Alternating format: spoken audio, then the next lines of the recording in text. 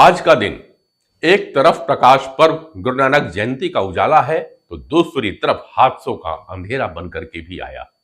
छत्तीसगढ़ के आसमान पर आज सुबह रंग था तिरंगे की रोशनी में, जब भारतीय वायुसेना की सूर्य किरण टीम ने नवा रायपुर के सेंध तालाब के ऊपर ऐसे करतब दिखाए कि पूरा शहर थम गया।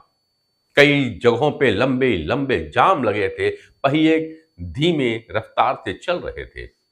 9 Hawk MK-132 fighter jets, hearts in the sky, arrow head और तिरंगा ट्रेल आसमान में देशभक्ति की लकीरें खींच रहे थे। लेकिन जैसे ही शो खत्म हुआ, एक खबर गिरी।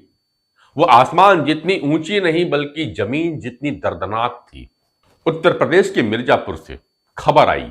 कार्तिक पूर्णिमा का दिन, श्रद्धा से भरे लोग रेलवे ट्रैक पार करते हुए और अगले पल ही कालका एक्सप्रेस की रफ्तार उनकी जिंदगी छीन लेती है। 6 महिलाएं, 2 सगी बहनें मौत की चपेट में आ गई। ट्रेन का स्टेशन पर कोई स्टॉपेज नहीं था और श्रद्धा रफ्तार के सामने हार गई। 50 मीटर तक बिखरे रहे जिस्म के टुकड़े। लोगों की चीखें स्टेशन की दीवारों से टकरा रही थी, पर सिस्टम मौन था, क्योंकि सिस्टम अब शोक नहीं मनाता, बस बयान जारी करता है। 4 नवंबर 2025 की बात है, कल की।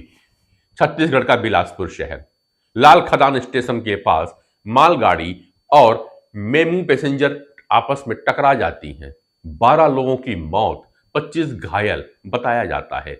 कहा गया कि सिग्नल फॉल्ट था, लेकिन असली फॉल्ट किसी मशीन में नहीं, शायद सिस्टम में है। और अब ये सवाल उठता है, आखिर हर बार सिस्टम जांच कमेटी और मुआवजे की पटकथा ही क्यों लिखती है? क्या मौत अब इस देश में ऑफिशियल प्रोसेस बन चुकी है? कुछ घटनाओं पे चलते हैं जो हाल के ही सप्ताह में हुई। बेंगलोर में चलती बस में डंपर पलट जाता है। गिट्टी से भरी डंपर सीधे बस के ऊपर गिरती है। 26 यात्री सवार, 12 जिंदा दफन हो जाते हैं। कारण, फिटनेस सर्टिफिकेट कागजों में पास किया गया था। जयपुर में सड़क किनारे खड़े लोगों को एक डंपर कुचल देता है। बताया गया ड्राइवर ओवर टाइम में था, नींद में था और ब्रेक फेल हो गया था। 3 शहर, 3 हादसे और 3 बयान, और नतीजा सिर्फ एक। कोई जिम्मेदार नहीं। क्या भारत अब विकास नहीं, विनाश के आंकड़े गिनाएगा? 2022 की एनसीआरबी की रिपोर्ट कहती है हर साल 1,55,000 लोग सड़क हादसों में मारे जाते हैं। रेलवे में 2023 के आंकड़े आए, 3,500 हादसे हुए, 900 से ज्यादा जानें चली गई। यानी हम युद्ध नहीं लड़ रहे, लेकिन मर तो उसी तरह रहे हैं।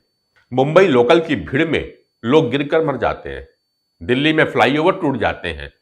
भोपाल की गैस त्रासदी आज भी हवा में सांस ले रही है और सिस्टम अभ्यस्त हो चुका है। मौत अब किसी की जिम्मेदारी नहीं रही, बस एक प्रेस रिलीज बन चुकी है।